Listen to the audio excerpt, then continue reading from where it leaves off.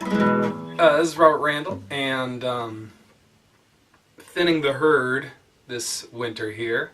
So I have too many guitars hanging around, and I hate to part with this one.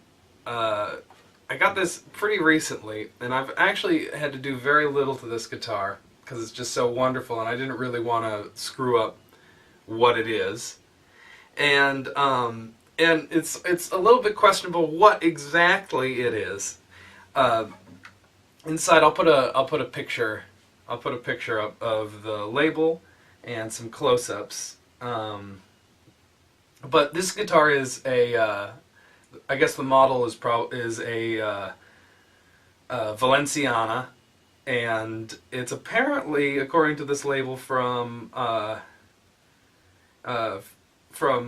Guadalajara, which is odd because you expect most guitars are from what I know. I don't know that much about Mexican guitar making, other than a lot of guitars are made in Paracho, and who knows, this guitar could have been made in Paracho and then sold through what looks like maybe a music store sort of label. There's a bunch of, it's in Spanish, and I'm not going to embarrass myself, but there are some very interesting and distinguishing features about this instrument that I think make it extra charming and make it stand out a little bit from other Mexican guitars that I've seen and played.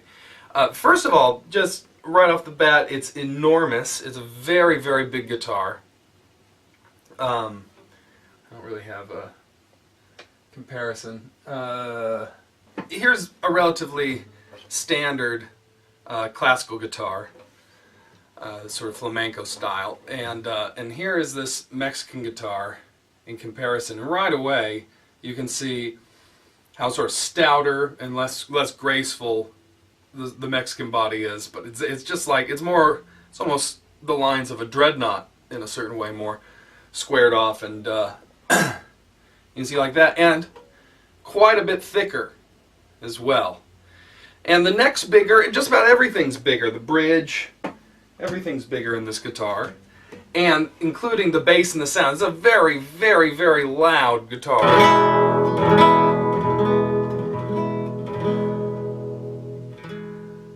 Not super in tune.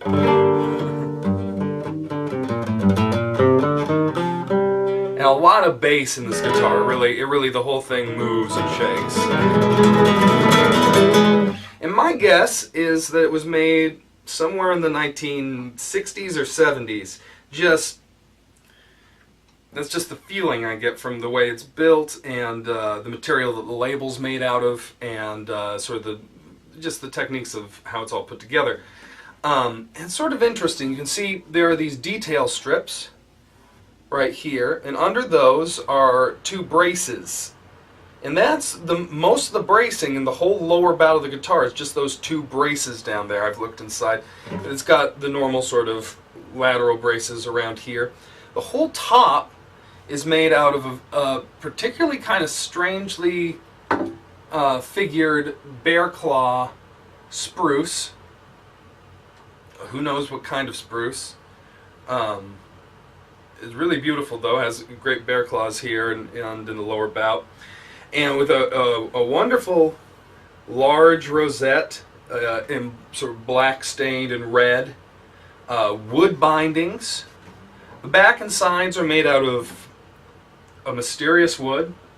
Who knows? I think it's the same wood that the headstock is made of, and that leads me up to this very interesting three-piece neck, which has, when you really examine it, it has sort of a V-joint, but it's a bizarre V-joint that holds on this brownish mahogany-ish colored wood, and the neck is this pale, I don't know, fruit wood or something. It could be all sorts of things.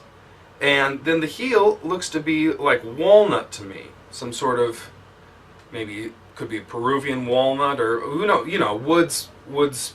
This sort of is all theoretical when you're talking about a guitar made in Mexico a while ago. And the back and sides could be all sorts of things. They're a mahogany-ish kind of wood. The back has this very dark fill that sort of obscures, but on the sides it doesn't have nearly the level of fill and you can see the wood a bit more clearly.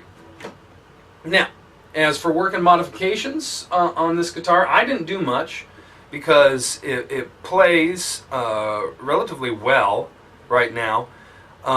Someone at some point pulled out the original frets, and none too carefully, and put in new frets, but they're fine. If I were to have this guitar, if I were to keep this guitar, I think eventually, once these frets got worn down a little bit more, I would have no hesitation pulling them out and putting in something a little nicer. It's had a repaired crack on this side here that's very nicely repaired in there. And it looks like an old repair that shows no signs of moving or stopping. Stopping working, that is. And I did a little repair, just a little preventative, because I saw a crack start to open up over here, and I just glued the crack and put a little preventative cleat in there. But beyond that, it seems to be just about all original. The action's very good. Yeah, there's not a lot more to say about it.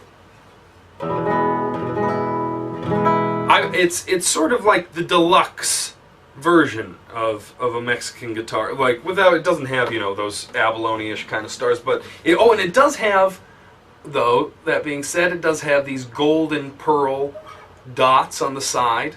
That gold colored pearl, which is always very attractive, I think.